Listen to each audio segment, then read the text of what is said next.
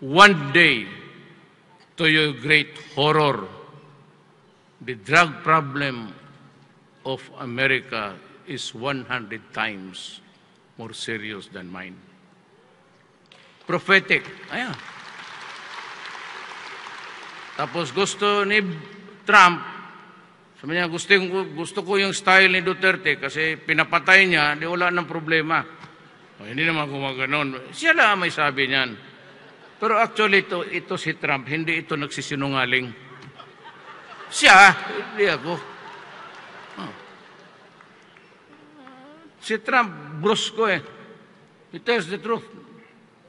Ngayon, gusto ko yung style ni Duterte kasi walang problema. Pinapatay niya.